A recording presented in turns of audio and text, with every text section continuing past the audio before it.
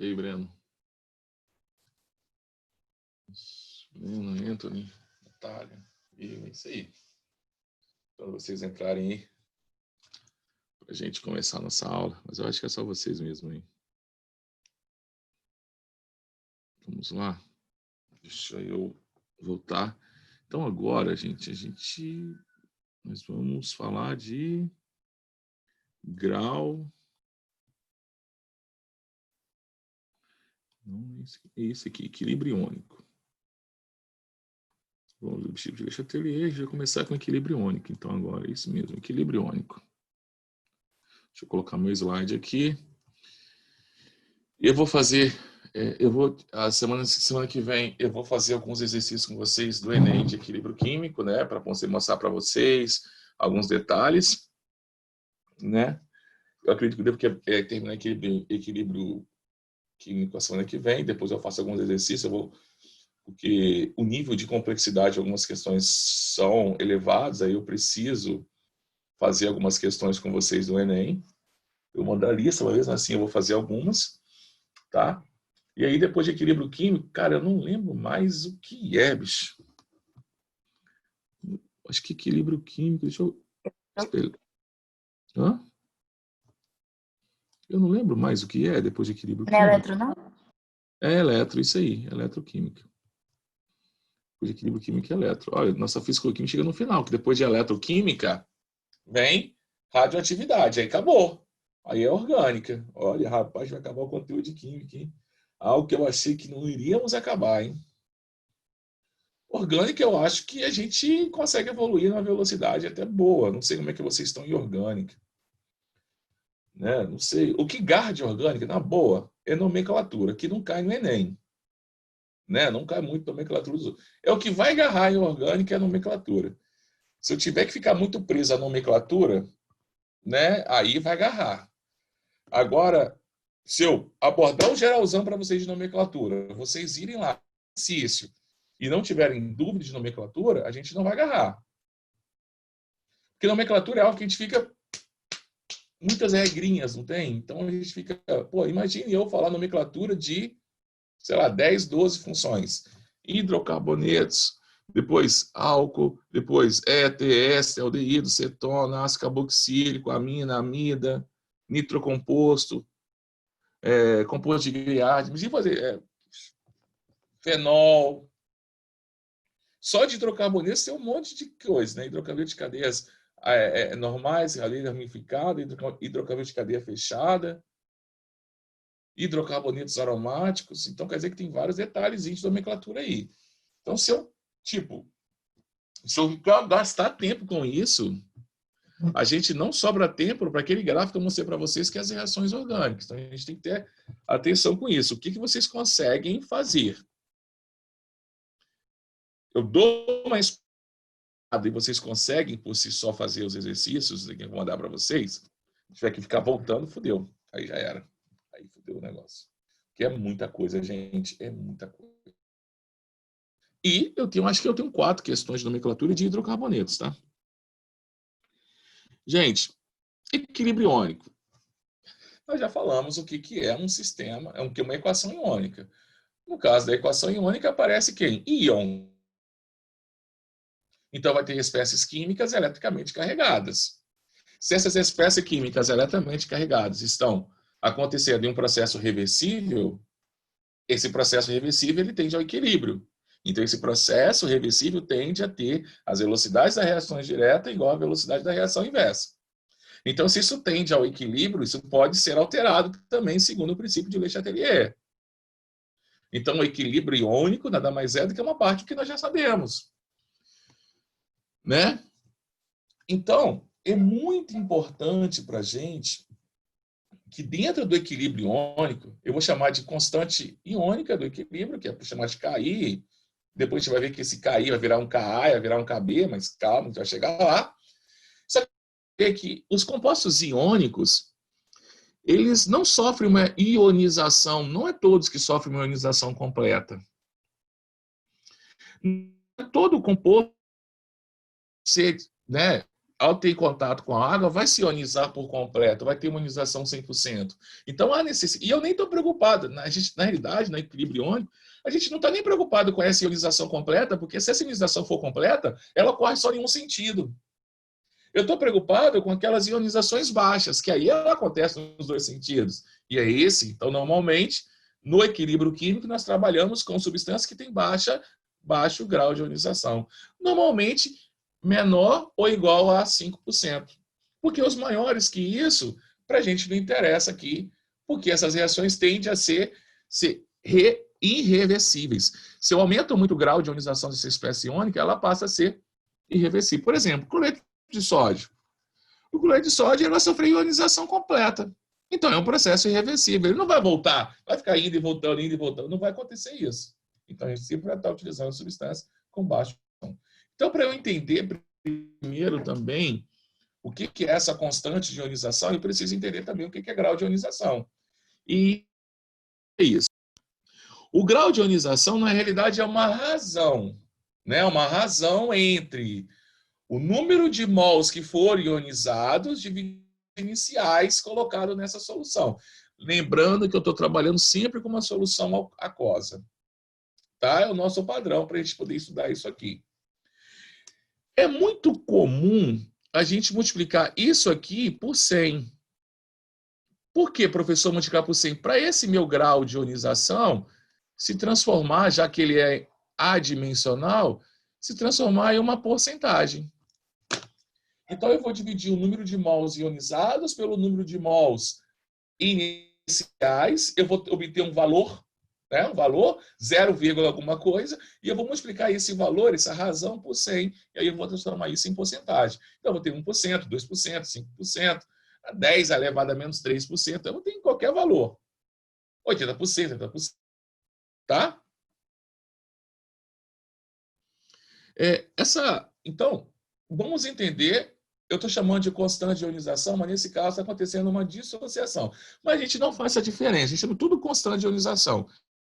Professor, mas aqui não está acontecendo, aqui não está acontecendo uma ionização, se for uma substância iônica, é uma dissociação. Tá, mas para a gente tudo é alfa, representa a constante de ionização, porque nós estamos mais preocupados com essas substâncias do que as substâncias iônicas em si. Então, vamos pensar no ácido cianídrico. O ácido cianídrico, ele sofre ionização produzido em íons. Aqui, os autores, eles gostam de fazer assim, ó. Mas aí depende muito, não tem uma obrigatoriedade. Então, alguns autores gostam de fazer assim, ó. Então, tem o ácido cianídrico em contato com a água, perfeito? E aí eles colocam assim, o hidrônio, H3O+, mais CN-, mais H-. Não, se esse H- aqui, esquece isso. Tá? CN-.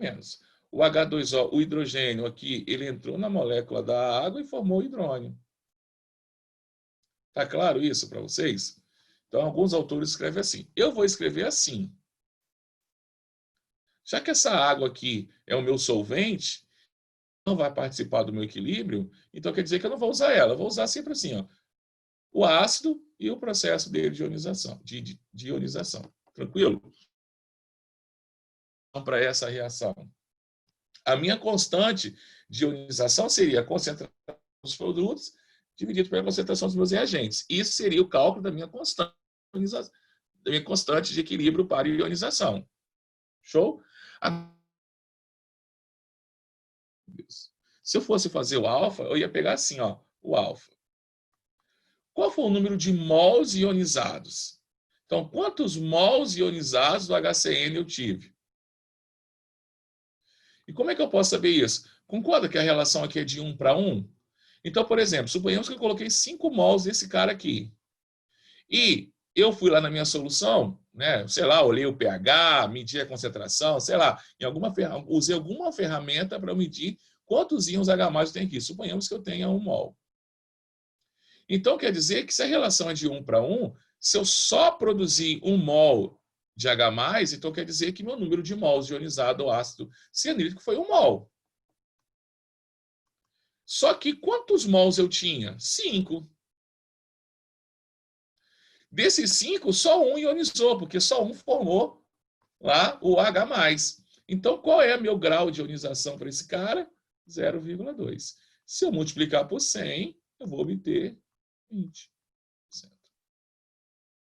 Lembra que eu disse para vocês que a força de um ácido está diretamente relacionada à quantidade de H+ que ele produz? A mesma coisa para a base? Então, quer dizer que um grau de ionização maior corresponde a uma produção de íons H+ maior para ácido ou de hidroxilas para base. Então, isso quer dizer que o meu grau de ionização ele é direta proporcional à força de um ácido ou de uma base.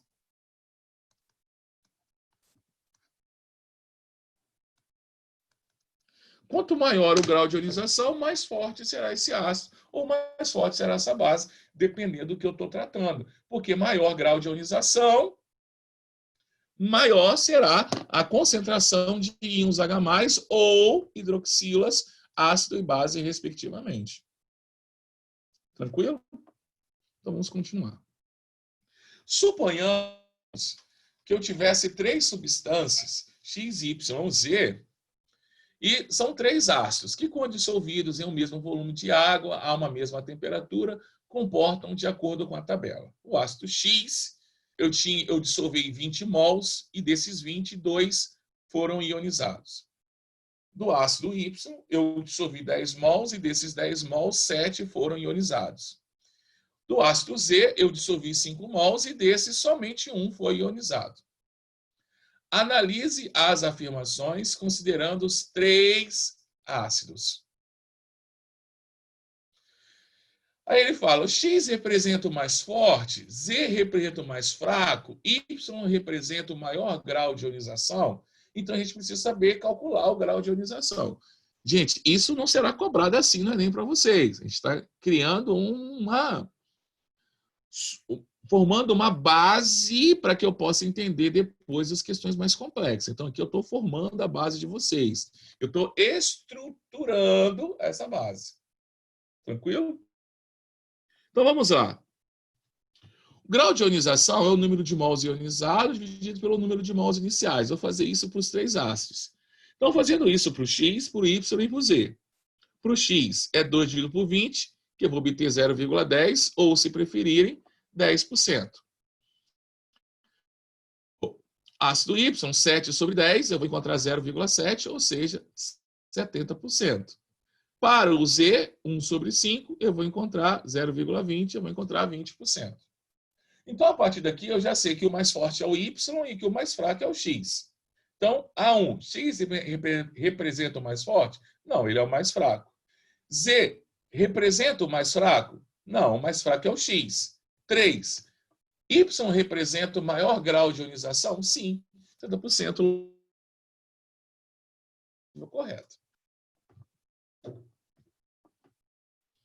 Então, como que isso pode cair no Enem? Né? É uma pergunta que vocês podem fazer para mim. Então, suponhamos que eu tenho um contexto onde eu preciso usar, já caiu assim no Enem, tá? Depois eu mostro para vocês em algum momento, eu vou mostrar isso. Suponhamos que eu quisesse utilizar um ácido, mas esse ácido tinha que ser fraco pela condição. Suponhamos que eu quero montar uma solução, que eu quero fazer uma neutralização, né? Eu quero fazer alguma coisa, só que eu vou usar um ácido fraco. Aí ele me dá 5 ácidos. E aí ele me dá o grau de ionização de cada ácido desse. Daqui a pouco eu vou falar, ou ele me dá o Ka desses ácidos. Já foi assim no Enem. E aí, com o grau de ionização ou com a constante ácida, eu consigo saber quem é o mais forte, quem ali, quem pode ser usado para aquela situação. Então, é assim que o Enem vai trabalhar com vocês. Tá claro? Então, ele pode me dar o grau de ionização, ele pode me dar a constante de ionização, ou ainda ele pode me dar o pKa, que é o menos log da constante ácida, que a gente vai falar tudo isso. Então, nós estamos criando uma base sólida para entender situações de problema. Pode falar. Alguém parece que... Pronto, eu. Oi. Nas questões é mais usados para os hidratos, né? Porque, tipo, os oxiácidos dá para diminuir o oxigênio com o Não, hidrogênio. não, não, não. O pior é que isso é mais usado com ácidos orgânicos. Ah, beleza. Você está Mas o entendendo? oxiácidos é mais fácil Aham, de diminuir o hidrogênio com o isso oxigênio. aí. Mas isso é mais usado com compostos orgânicos. Beleza. Essa é a ideia, tá vendo? Então, e aí a gente pode falar que a questão é de química orgânica. Não é de química orgânica, tá? É a Natália que está falando, né? É a Natália? Sim, é. Então, Natália, e compostos orgânicos é difícil você achar, que, como você estava falando, a oxiácida eu acho mais fácil e tal. Os hidrácidos, em sua maioria, eles são fortes, com exceção aí de alguns, né? Então, a maioria deles é forte. O problema é quando a gente bate para ácidos orgânicos. E aí eu só olhar para a fórmula é insuficiente para eu saber se ele é forte ou se ele é fraco. Aí eu preciso ter essas ferramentas. Aí que vai entrar o grau, vai entrar a constante ácida, vai entrar o pKa, e aí que vai morar a nossa interpretação. Então, mesmo que tenha compostos orgânicos, se ele está falando de constante ácida, ou constante básica, ou pKa, ou pKb, é uma questão de equilíbrio químico, é uma questão de físico-química. Na realidade, né, na graduação, existe uma matéria chamada de físico-química de compostos orgânicos. Na verdade, não é na graduação que existe isso, tá? É assim, tem no livro de graduação, só que a gente acaba estudando isso na pós-graduação. Por exemplo, como eu não fui para a área da orgânica no meu mestrado, eu fui para a área da físico-química, eu acabei estudando físico-química de polímeros, que polímeros não deixam de ser compostos orgânicos. Então, tudo que a gente estudou na físico-química, né, cinética, equilíbrio químico, termoquímica, a gente estuda para compostos orgânicos. É a mesma situação, se aplica tudo lá dentro. Então, por exemplo, um químico orgânico, né, um biomédico que trabalha com isso, eles vão estudar toda a fisicoquímica, só que agora utilizando os compostos orgânicos. E como o composto orgânico não dá para fazer aquele cálculozinho, né? Número de oxigênios menos hidrogênios, para ver se ele é forte ou fraco, eu tenho que usar outras ferramentas, como o seu grau de ionização, como a sua constante ácida ou constante básica, ou ainda, se for muito baixo, como normalmente baixo, eu vou extrair o log dessas constantes. Aí eu vou chamar de pKa e pKb. Mas eu mostro para vocês mais à frente. Tranquilo. A gente está montando uma base de conhecimento. Gente, eu estou partindo do pressuposto que a gente não sabe nada, né? Eu estou partindo do pressuposto que nós não sabemos nada. Por isso que eu estou assim, né, detalhando, dando ferramentas e tal. Mesmo que você sabe alguma coisa, né? Se um cara muito burro da sociedade, do mundo, um cara chamado Albert Einstein, né? Quase um ignorante, quase um semi-analfabeto, ele disse que não existe ninguém que sabe tudo que não tem nada a aprender, e não existe ninguém que não sabe nada que não tenha nada a ensinar. Então quer dizer que jamais nós estaremos completos quando se trata de conhecimento. Sempre estamos aptos a descobrir novas coisas. Então sempre que você... Então isso é até uma hipocrisia. Você ia falar, a gente no cursinho comete esses muitos erros. Eu falo que eu já cometi erros no cursinho. Ah, essa matéria eu já sei. Eu já fiz isso muito. E talvez aquela questão que eu errei numa prova X ou Y, talvez devido àquela aula que eu não assisti. Porque eu achei que eu sabia. Ah, isso aqui é só chegar em casa e ler. Ah, isso aqui é só chegar... Eu já fiz isso, eu não errei nenhum. E talvez aquele detalhezinho, aquela dica que o professor deu naquela aula, talvez me ajudaria a resolver aquela questão que eu errei. Então, é claro que se nós pudéssemos ter a energia que um jovem, uma criança tem, com conhecimento, que uma pessoa de meia idade, que nós adquirimos com a idade, nós seríamos uma pessoa fantástica. O problema é que ninguém pode ter tudo, né? Então, se eu tivesse a cabeça que eu tenho hoje, com os meus 16, 17 anos, seria outra coisa. Mas eu com meus 16, 17 anos, o que queria dar? E foda-se para muita coisa. tudo chamava minha atenção. Então, minha namoradinha chamava minha atenção, né? O futebol chamava minha atenção, né? O videogame me chamava minha atenção. Hoje eu consigo separar. Eu não conseguia, a idade não permite algumas coisas. Então, quando você é um jovem e você consegue separar tudo isso, você é uma pessoa de sucesso. Você é um diferencial. Então, eu gosto de tudo isso, mas eu sei diferenciar, né? E aí, eu não conseguia diferenciar, por exemplo, eu não conseguia diferenciar entre que eu tinha tempo, eu poderia namorar, mas eu tinha que separar entre eu namorar e eu estudar. Eu podia jogar videogame, mas muitas vezes eu deixei de estudar para jogar videogame. Muitas vezes de estudar para jogar futebol. Marcava futebol de salão, matava a aula para jogar futebol. Então, isso foi me prejudicando em alguns momentos. Não estou dizendo que eu fiquei frustrado, mas isso prejudicou. Poderia ter tido notas melhores. Então, vou fazer essa questão da FUVEST. Repare que eu tenho um ácido orgânico, tá? Ácido etanóico.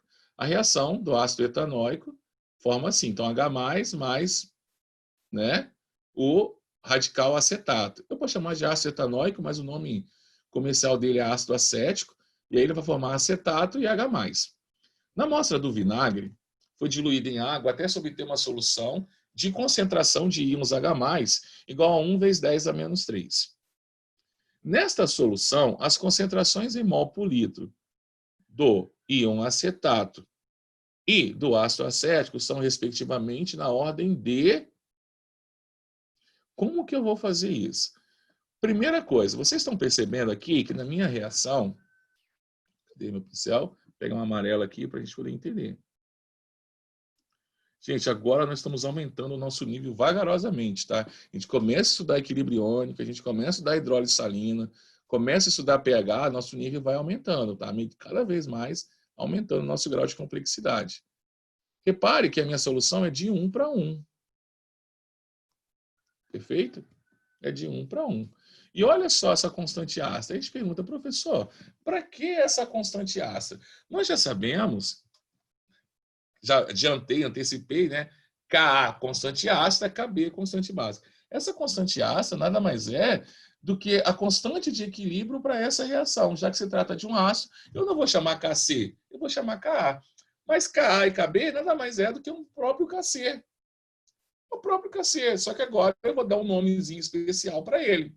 Perfeito? É a mesma coisa da hidrólise salina. Eu vou chamar de KH.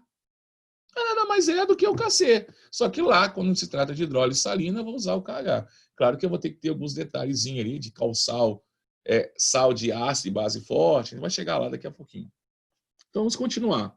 Eu montei aqui. A concentração de H+ é essa. Obviamente, a concentração de íons acetato também tem que ser a mesma, que é de 1 para 1. Agora, eu não posso falar que a concentração de ácido acético é a mesma que eles, porque se fosse a mesma, não teria que dar 1,8 vezes 10 a menos 5. Teria que dar um valor diferente. Então, vamos fazer aqui, jogar na fórmula. Então, tá.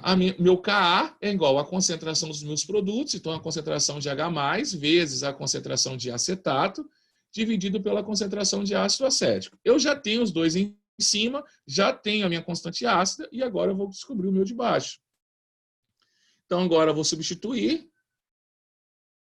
e vou descobrir o de baixo. Então, quer dizer que a concentração de íons de ácido acético vai ser o quê? 1 vezes 10 a menos 3, vezes 1 vezes 10 a menos 3 vão dar 10 a menos 6. Multiplicando cruzado, então ficou 10 a menos 6 dividido por 1,8 vezes 10 a menos 5. Né? Que como resposta eu vou achar 5 vezes 10 a menos 2.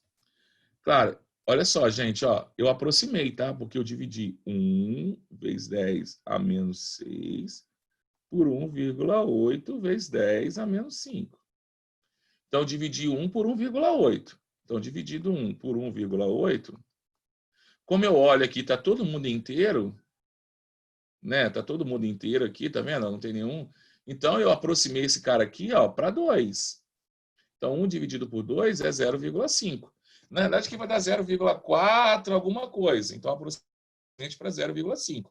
Aí ficou 0,5 0,5, divisão de potência de mesma base, repete a base, subtrai o expoente, deu 10 a menos 1. Aí andei com uma vírgula para trás, 5 vezes 10 a menos 2. Essa é a concentração do ácido acético. Então, a concentração do acetato é 1 vezes 10 a menos 3, e a do ácido acético, 5 vezes 10 a menos 2. Então, está aqui a letra E, a nossa resposta. Conseguiram entender esse exercício conceitual? Sim. Tem que fazer mais, né? Tem que treinar agora, né? Tem que treinar. Se não treinar, a gente vai treinar. Mas primeiro faz a revisãozinha lá que... Aquela questão que eu coloquei lá de propriedades coligativas, soluções e termoquímica vai ser a revisão de vocês, que vocês vão fazer. Eu não sei se eu terei tempo de revisão, acredito que não teremos tempo para revisão nada, né? Não teremos tempo para revisão. A gente vai terminar o conteúdo, mas a gente não vai ter tempo para revisão, tá bom? A gente não vai ter tempo. Porém, eu vou alimentando vocês de lista de exercícios para que vocês consigam fazer a sua própria revisão. A gente não vai ter tempo, tá? Para ter tempo para essa revisão, a gente tem que ter aula extra, e aula extra gera um custo. Então, eu não sei se a galera está disposta a ter esse custo extra nessa altura do campeonato. Tá? Então, vamos lá. Lei da diluição de Oswald. Essa lei da diluição de Oswald, ela relaciona o grau de ionização com os volumes da minha solução. A gente vai deduzir, eu vou deduzir essa forma para vocês. Né? Eu vou deduzir toda essa forma para vocês aí. Vamos deduzir primeiro, antes de chegar a essa forma aqui? Eu acho que eu tenho a dedução aqui. Vamos demonstrar. Suponhamos que eu tivesse um ácido, e o ácido vai representar sempre HA. H do hidrogênio, A do meu ânion. Então, ele vai, em solução aquosa, vai sofrer ionização, produzindo os íons H+, e o ânion A-. Nós já percebemos que, se for a única substância que eu vou colocar lá, a concentração de íons H+, e a concentração de ânions A- vai ser iguais. Perfeito? Então, já sei isso. Então, vamos colocar lá. No início, eu só tenho ácido. Não tenho ninguém ainda. Reage e produz. Quanto que reage dele? Ele vezes o grau de ionização dele, concorda? Se for 20%, é 1 vezes 20. Ou 1 vezes 0,2. Se for 10%, é ele vezes 0,1. Quanto que vai produzir? N vezes A. Então, se reagiu 1, produz 1. Se ionizou 2, vai produzir 2 mols de cada um. Então, está aqui. Quanto que vai sobrar no meu equilíbrio? Vai sobrar no equilíbrio o que eu tinha. Olha aqui, ó, deixa eu pegar aqui meu pincelzinho aqui. Gente, ó, o que eu tinha menos o que sofreu ionização. Então, se eu tinha 4 mols, vamos pensar, vamos entender aqui o que é essa parte aqui, ó, aqui no cantinho. Suponhamos que para esse ácido eu coloquei 4 mols. Né? Então, aqui é a minha concentração total. Ele falou que o grau de ionização é 10%. Então, quer dizer que o número de mols ionizados vão ser 4 vezes 10%. Que vão ser o quê? 0,4. Então, no meu equilíbrio, quanto que eu tinha? Eu coloquei 4, reagiu 0,4, então sobrou para a gente 3,6 mols não ionizado. Isso é o que eu tenho no meu equilíbrio. Então, no meu equilíbrio, eu tenho o que eu tinha menos o que ionizou. Dos meus produtos, eu tenho o que foi ionizado. Então, eu tenho N vezes o grau de ionização. N vezes o grau de ionização. Vou jogar tudo isso na fórmula. Né? Jogar tudo isso na fórmula. Então, eu vou calcular as concentrações de cada um, vou dividir pelo volume, todo mundo bonitinho, todo mundo legalzinho, tal. E aí eu vou fazer. Que é a minha constante de equilíbrio, né, chamando de constante iônica ou Ka, no caso de K, se eu quero referir a ácido, vai ser a concentração dos meus produtos dividido pela concentração dos meus reagentes. Desculpa ali que eu coloquei KCN, mas é KHA. Coloquei HCN e HA. Então, vamos substituir. Show? Dá para cortar um monte de coisa aí, não dá para cortar um monte de coisa aí? Dá para cortar V. Tem um V em cima, um embaixo. Cortar um só, vai ficar um. Então, olha só como é que vai ficar.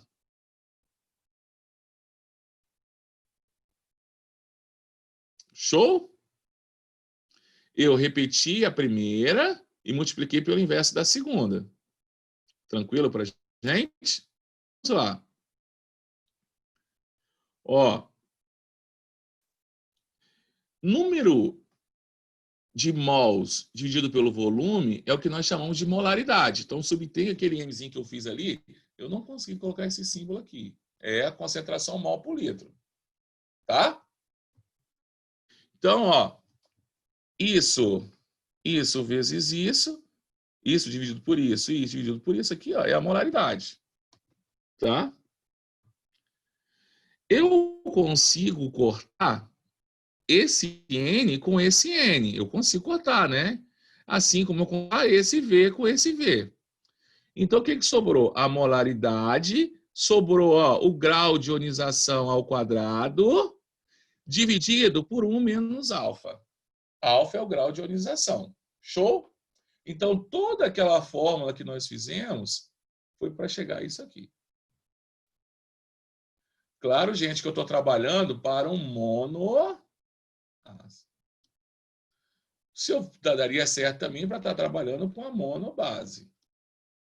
Tá? Daria certo também. Show? Daria certo. É o que a gente vai mais trabalhar. A nível médio tá bom. Gente, para pensar, se esse alfa for muito pequeno, ele é 1%. O que é 1%? 0,01. Se eu subtrair 1 menos 0,01, o que eu vou encontrar? 0,99. Você concorda que 0,99 está muito perto de 1? É desnecessário fazer essa subtração para esse cara muito pequeno? Então, para um alfa muito pequeno, eu vou dizer que Ka de um ácido, ou coaídico, vai ser igual a minha molaridade vezes o grau de ionização quadrado. Já que vai ficar sobre 1 é só repetir. E quem é, cientificamente, quando é que eu considero ele pequeno? Quando ele for menor ou igual a 5%. Nossa fórmula ficou assim. Vocês conseguiram entender a nossa lei da diluição de Oswald?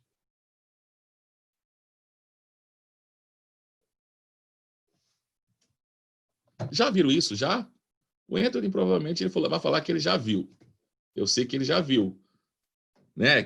Quem acerta 30 questões da natureza é um monstro. Natália, você já viu, Natália? Natália, já viu também? Já, né? Massa.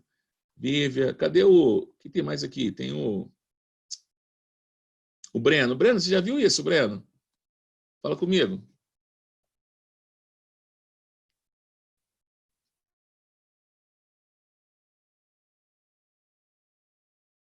Mas não lembrar. Breno não viu. Mas, Breno, você conseguiu entender, Breno, a lei da diluição de Oswald? Quando é que eu vou usar isso? Toda vez que o exercício falar para a gente que se trata de um ácido fraco. O que é um ácido fraco? Grau de ionização, ácido ou base, tá? O que é fraco? Grau de ionização menor ou igual a 5%.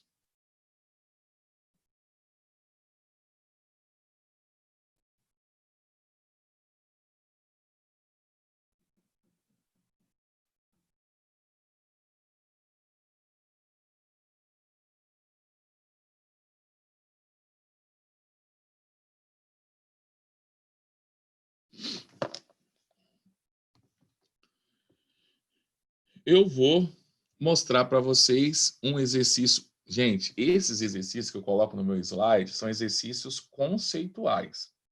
Eu quero que vocês entendam, e aí eu peço desculpas para quem está num nível um pouquinho mais avançado, que a gente primeiro precisa sustentar, fundamentar o nosso conhecimento. Então, aqui a nossa...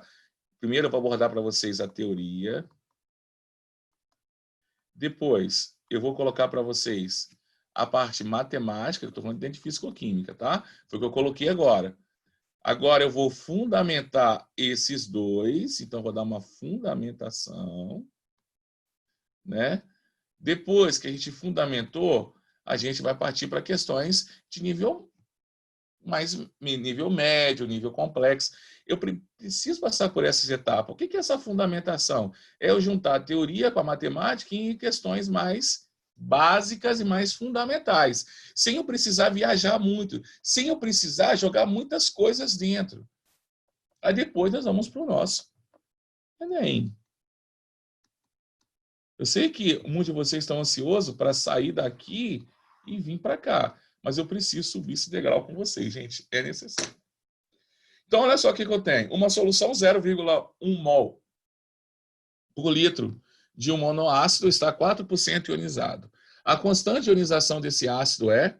Aí, gente, é um detalhe que eu quero que vocês entendam. 4% o ácido é fraco, então a constante de ionização... Vou colocar Ka, tá? É igual à concentração molar desse ácido vezes o grau de ionização ao quadrado. Ka, então, para esse cara, vai ser igual a 0,01, eu vou colocar logo em potência de 10, né? 1 vezes 10 a menos 2. Só que aqui o detalhe, o que o cara vai errar? Ele vai colocar 4% aqui. E o grau de ionização não é 4%, é 0,04. Entendeu?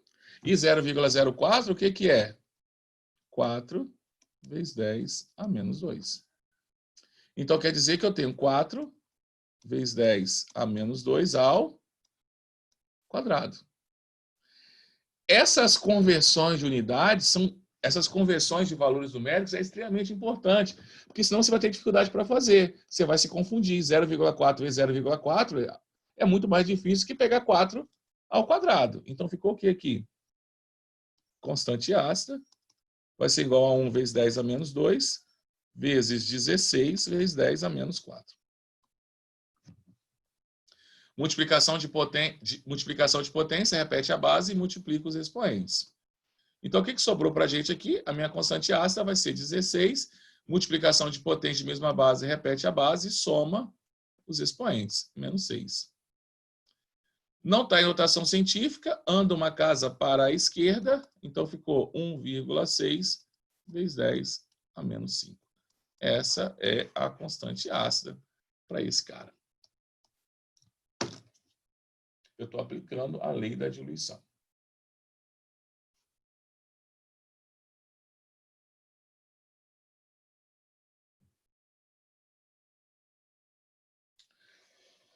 Tranquilinho? Tranquilinho? Eu fiz aqui o cálculo para a gente. Show?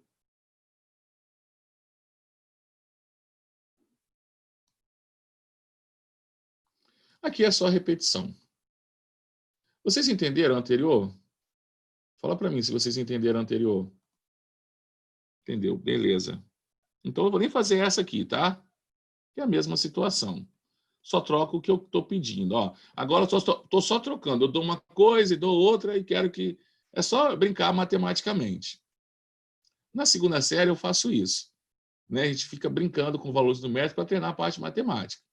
Vocês não precisam mais. Então, agora, olha só, o que eu já sei. Eu já sei o equilíbrio iônico, eu já sei calcular a minha constante de equilíbrio iônico, eu já sei, quando se trata de um ácido, aquela constante de equilíbrio iônico, Ki, eu vou chamar de Ka. Quando se trata de uma base, eu vou chamar Kb. Eu já sei calcular essa constante ácida e relacionar com grau de ionização para ácidos ou bases fracas. Eu vou considerar que é fraco sempre quando o grau de ionização for menor ou igual a 5%.